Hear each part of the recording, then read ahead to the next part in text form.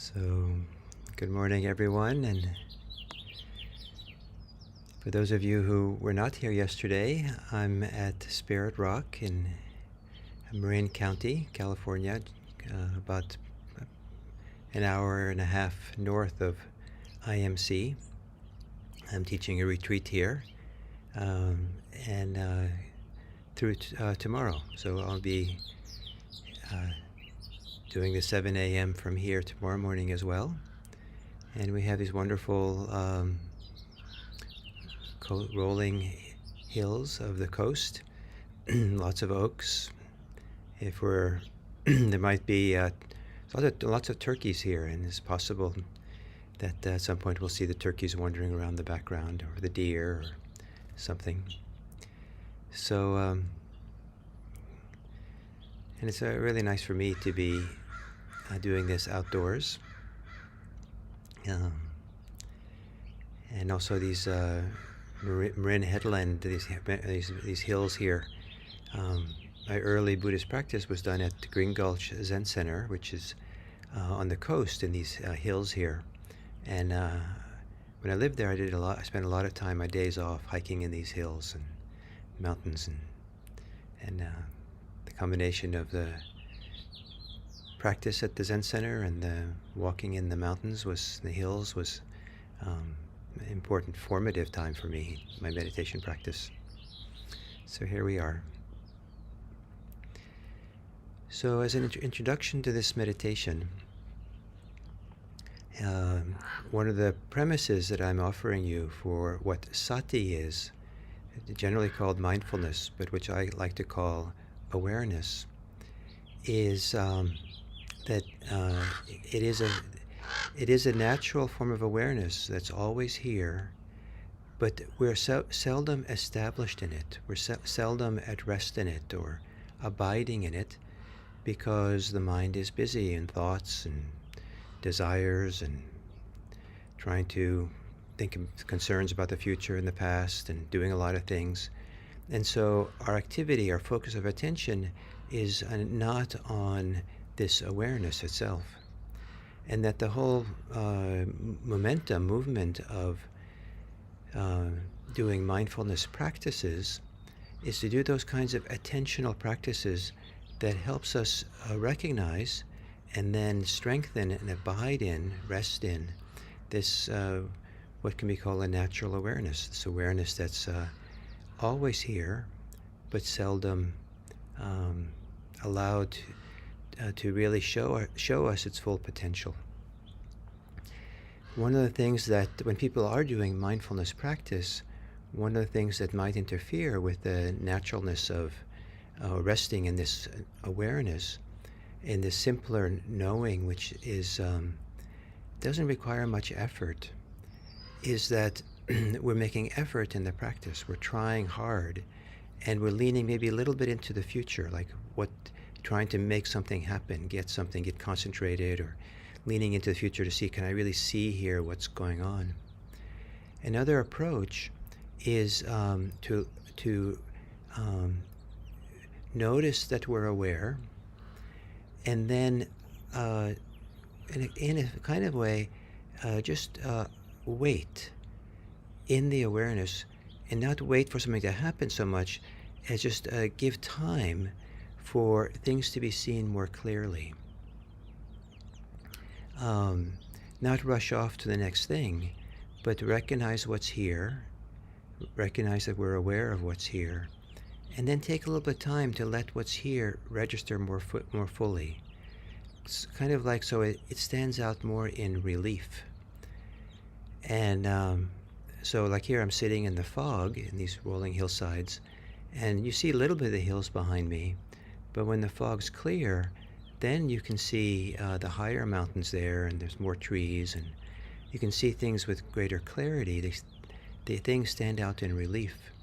And then it's possible to take in more and perceive more of what's going on, but not so much from trying too hard, not trying at all, but rather lingering and allowing each thing to reveal itself more fully, because we're there for it.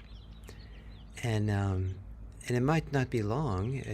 We could do this with the breathing, where we're not ahead of ourselves trying to accomplish something, but more we're being with the breathing. So the breathing, the different qualities, characteristics of breathing, the movement, the pressure, the release of pressure,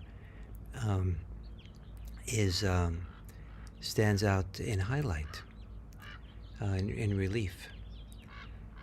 So maybe we can try this today. And so to assume a appropriate meditation posture for yourself.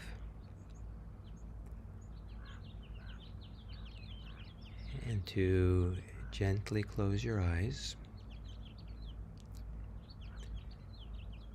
And just not trying to do anything more,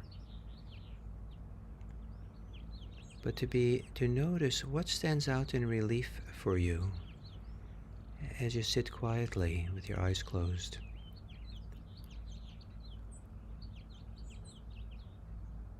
Not thinking about something and realizing you forgot to turn off the lights in the living room or something. But what's here in your body at this time, in your senses? If you just stay here to relax into here, what stands out and highlight?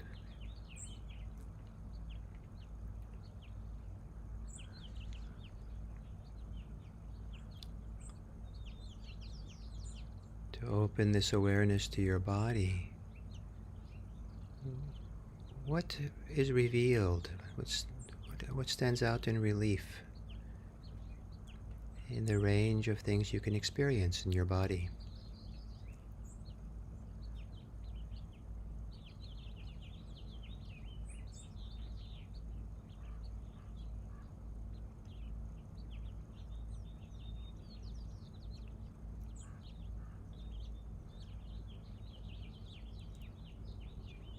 So then, in a moment, to take a few long, slow, deep breaths. And not searching for anything, not probing or analyzing. As you take some deep breaths, what aspect of deep breathing is revealed, is received in highlight?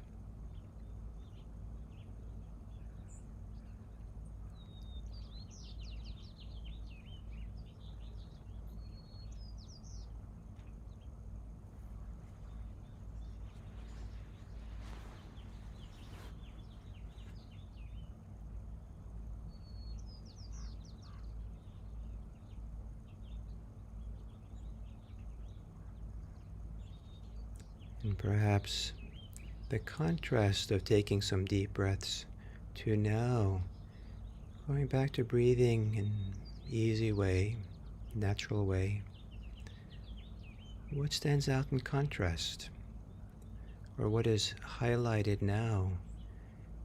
Not because you're looking for the contrast, but it's just how something else stands out clearly.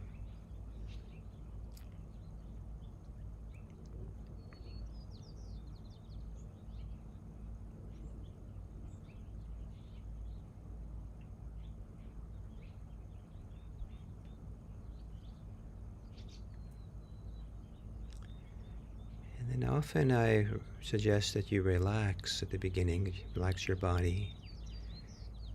For this exercise, become aware of any holding or tension there is in the body. Don't relax it, just know it. Allow it to stand out in relief. Allow it to, like you're making time and space, to let it speak to you, to let it show itself to you.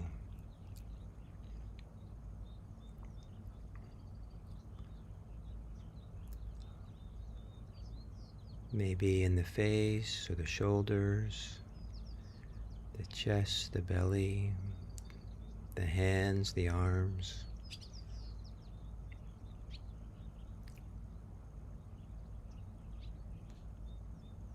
as if tension is the language of the body. The body is speaking to you, and you listen without relaxing or letting go of it. Just listen, just receive it. Let it stand out in relief.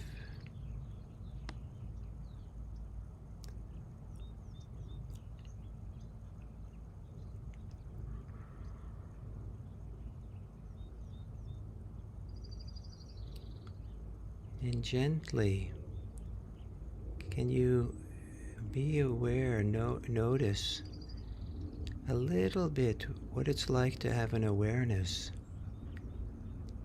that is more receptive than active, more allowing things to be seen and known, recognized, than searching for something.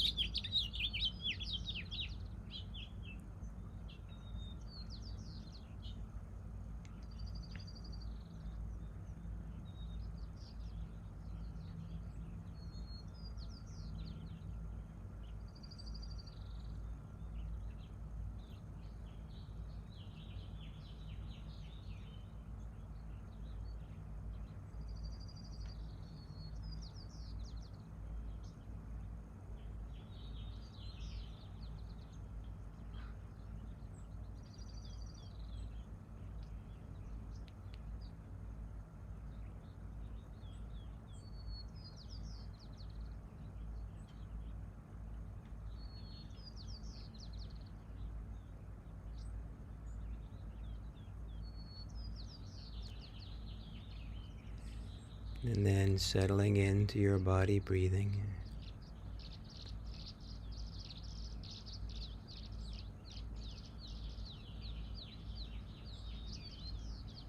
With awareness being more in a receptive mode than a searching mode or a trying mode.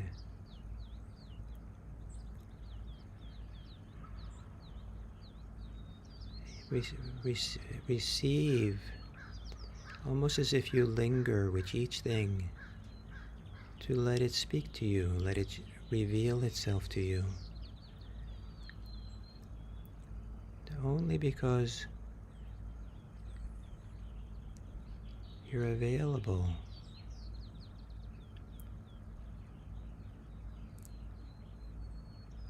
You're not rushing. You allow each thing that arises and occurs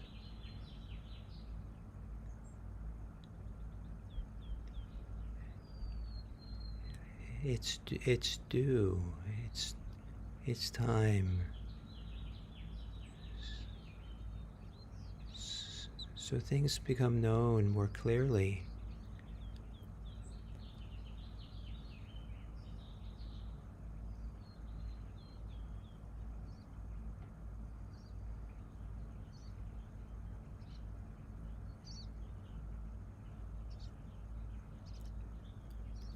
Including the qualities of a mind that's abiding, resting in awareness, resting in receptive awareness.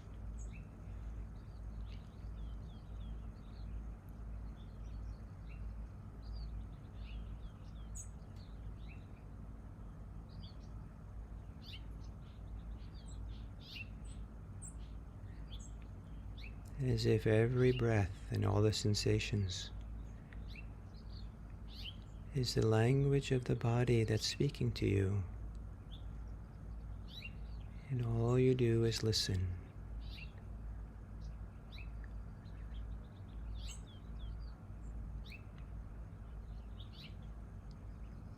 All you do is receive sensations.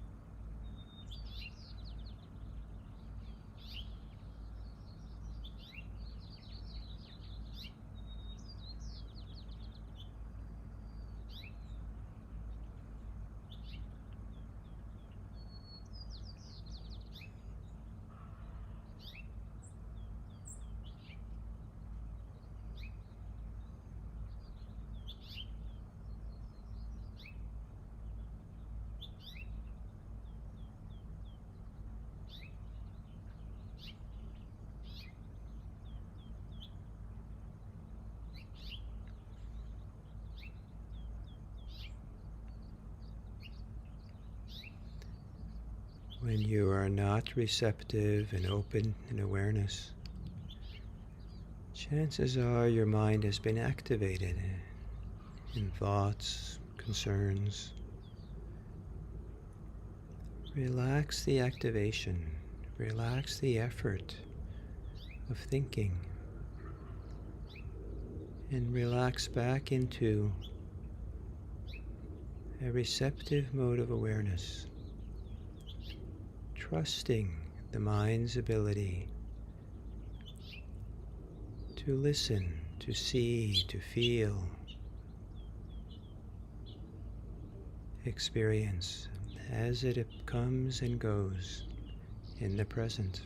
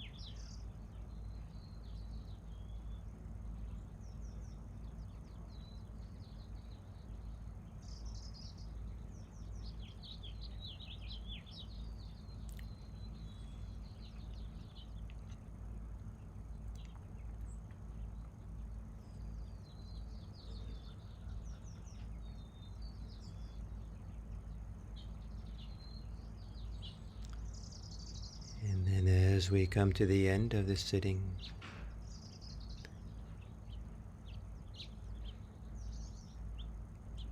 what stands out for you as beneficial from having sat these minutes here, meditated? Are you a little bit more settled or calm or peaceful? Are you more self-aware of aspects of yourself? Maybe aspects that are difficult or aspects that are helpful.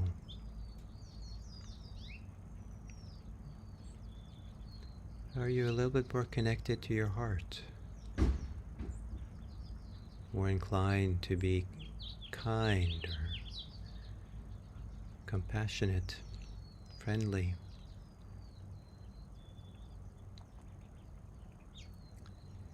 And if there is any ways that you have benefited from this meditation, or if you haven't, perhaps you can dedicate any benefits, known or unknown, from having meditated to the welfare and happiness of others. Rather than keeping this for yourself, it's like you're opening up your mind, your heart, your hands in a wonderful way that says, here. Delightful way, just here. You can have it. Please. And it's such a pleasure to release and open up and just give it all away. May it be that the benefits from this practice today, may it be for the welfare and happiness of others. May all beings be happy. May all beings be safe. May all beings be peaceful. May all beings be free.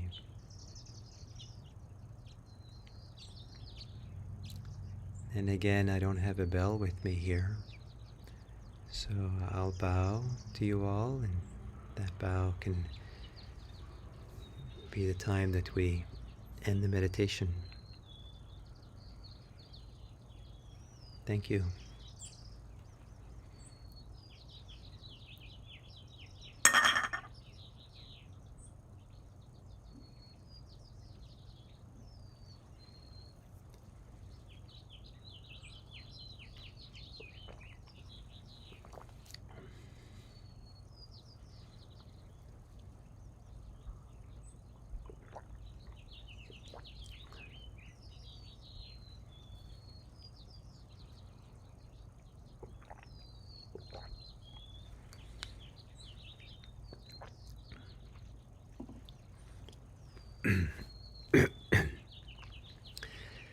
So,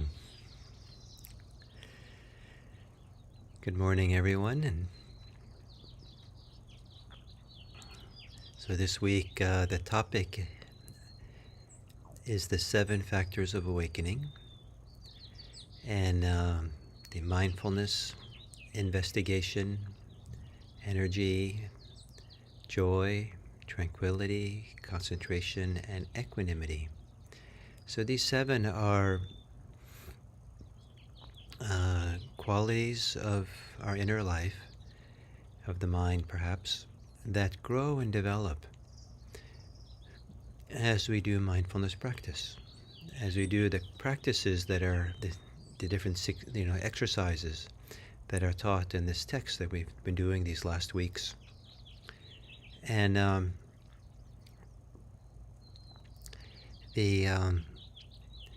to some degree, these get awoken. The 7 factors of awakening, I think of them as we become more awake, more present, these begin to become strong.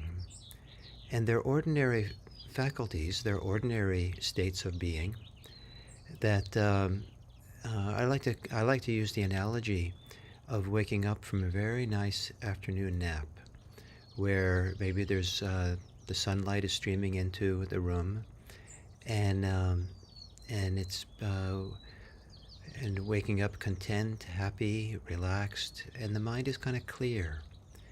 And we might lay still on our back and the eyes open, and nothing needs to be done, nothing we have to figure out or do, and just contentedly just laying there, maybe looking at the ceiling or looking at if a light is streaming through the windows and there's dust particles in the air, just kind of watching the dust particles or looking at the texture of the ceiling or something.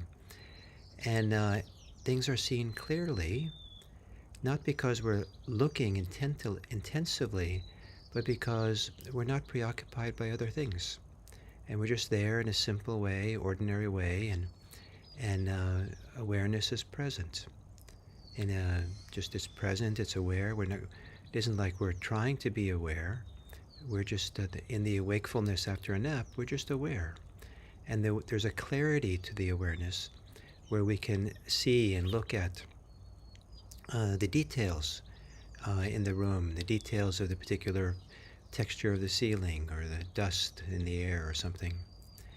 And there's a kind of delightful energy that's not striving energy, not trying, but we're certainly not about to fall back to sleep, or it just kind of, there's a clarity in the energy that's just there to do this wonderful gazing around the room in this after nap revelry. And it might feel kind of joyful to do it. Maybe joy is too strong, a post-nap experience, but maybe it's a sense of well-being, just being there and content and cozy. And there's a level of tranquility. There's a calmness. You kind of feel tranquil and feel almost like the body feels like it doesn't have to do anything. It's just there, and maybe there's even some degree of concentration present. We're studying the dancing dust in the sunlight, and we're just kind of absorbed in that, and that absorbed in the dust and the dance is the concentration. And then there's equanimity. Like right now, all kinds of things can happen that normally we would be concerned with, but we don't care. It's just like the mind knows it, but it's not so concerned about it. And maybe there's some messiness in the room, and messiness is not something to be concerned about. It's just more something to marvel at, just seeing and being with it. So, if the 7 factors of awakening, as we settle into this practice, they become stronger and stronger. And the second one is called, usually in English, is called investigation. The Pali term, the ancient Buddhist term that's translated as investigation, is a differentiation of dharmas. So it involves a differentiation of things, a distinguishing of things. And I think of it as how we begin to distinguish things as there becomes more and more clarity. So those of you who are here from the beginning today, you see that the fog is beginning to clear. The sun is coming out, and now there's more details to be seen in the hillside behind me. And you even see the faint outline of the higher mountain behind the first hill. And so as the fog clears and the light appears, the eyes, without studying and working too much at it, just notices more details and can distinguish. Right now I can distinguish, there's a row of trees behind me, and I can start distinguishing different trees from each other. And it just kind of, I don't have to work at it, it's just obvious. They're different colors and shapes a little bit. And but before, when it was so foggy, I had a sense there was trees there, but it was just a row that I couldn't distinguish anything between the trees. So it might not seem like an important thing to be able to distinguish things from each other, but this is what comes with greater and greater clarity. And this word dharma that we're distinguishing can mean different things. And I'll say what that is in a moment, but I just want to emphasize that it's this capacity to distinguish things, to see things in their clarity, in and of themselves, distinct from other things, that begins to free the mind from the fog of attachment, the mist of clinging and wanting and aversion and preoccupations we have. And, how many times have you or have I met someone I've known from before, and I carried with me the ideas of who they were, the past experience of them, and in fact they had changed. They were different today. And it took a while to realize that, because I was living in the fog of my memory of them, that I was a little bit projecting on them or seeing them. And to not bring with me the past and be able to see something clearly for itself in the present, a person, a friend, then we have a chance to distinguish what's unique and what's really happening in this moment with them, as opposed to missing it because we're still living a little bit in the past information.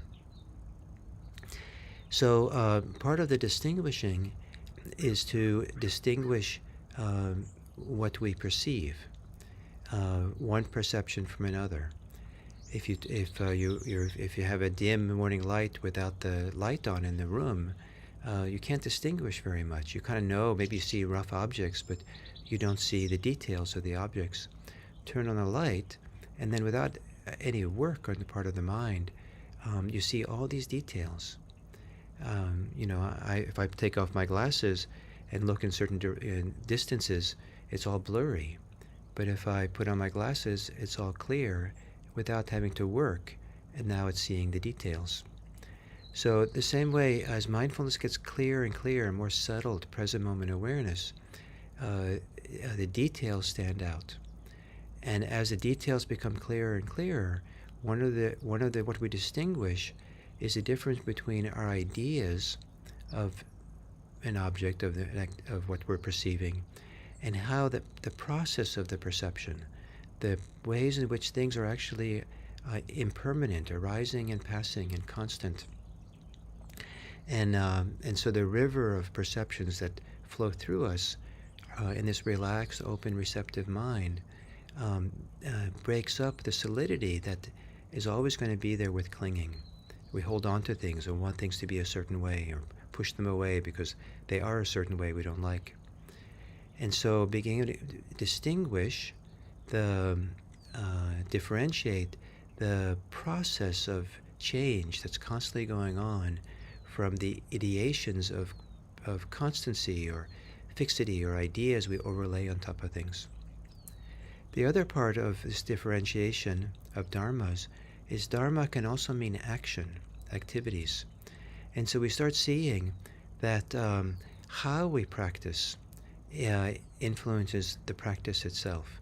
So if we're striving and pushing, that we feel the tension of that. The more clear we become, the more receptive we are in the present moment, we become clear that striving, pushing, actually hinders the clarity. It gets in the way of the practice. And we see that there's a better consequence if we don't strive, if we relax and open up.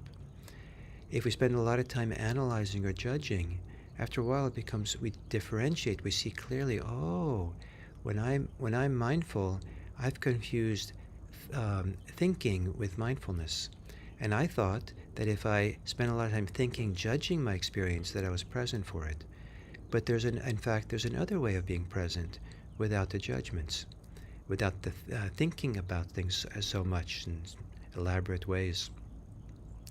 And so we're distinguishing how we're practicing, and starting to discover ways that are more conducive for peace, for relaxation, for calm, for openness, for clarity. In that Dharma also means action, we also begin more and more aware of the consequences of our actions in our daily life. And sometimes we start seeing that if I live uh, uh, with dishonesty, with not breaking the precepts, that has a very deleterious effect on me. If I and the consequence is not good. I feel the after effect of it, and seeing the after effect, the consequences that are not so desirable, helps us to clean up our life and live a better way. Not so much because it's a moral thing to do, but rather because we see clearly it's beneficial. And we distinguish better and better what is beneficial and what is not.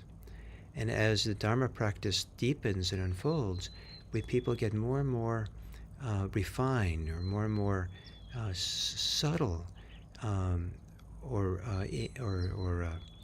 clear about what is beneficial and what is not. It's not a judgment. It's not a moral thing. It's not like a statement about our personal worth. It just means, as a matter of fact, you take your hand off the hot stove. You don't begin gossiping about someone because it just feels like you take your hand off the hot stove. That doesn't feel good to gossip or demean someone or something. So this differentiation of dharmas. So the word, when we translate it as investigation, some people think they have to probe and peer deeply and kind of analyze or figure out what's going on. It's not that way. It's more like we say the question, what is this? And then we allow it to reveal itself to us.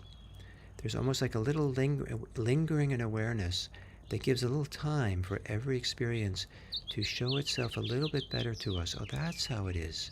So the perceptions can be clear. The perceptions can take in more fully what's happening. And so investigation is that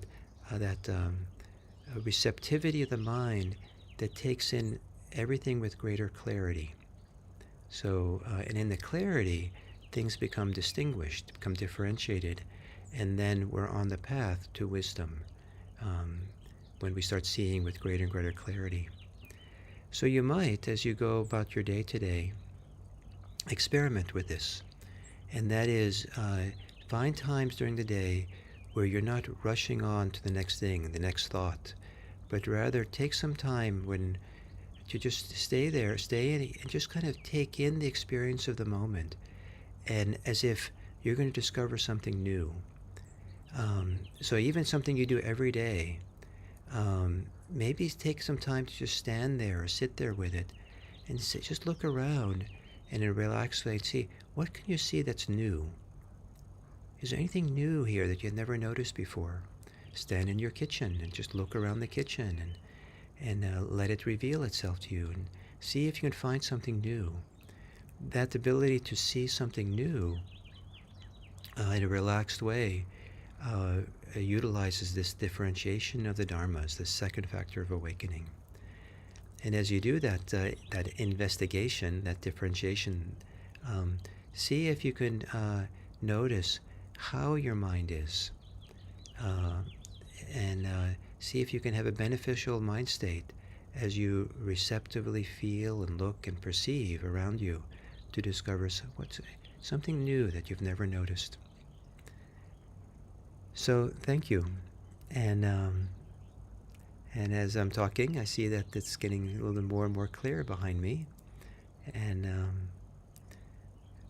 it's a wonderful fresh air and the birds and the workers came. I don't know if you could hear them to begin their morning work on some kind of a construction project that's going on. So thank you all very, very much. And I'll be here one more day tomorrow, and then I'll be back at IMC. Thank you.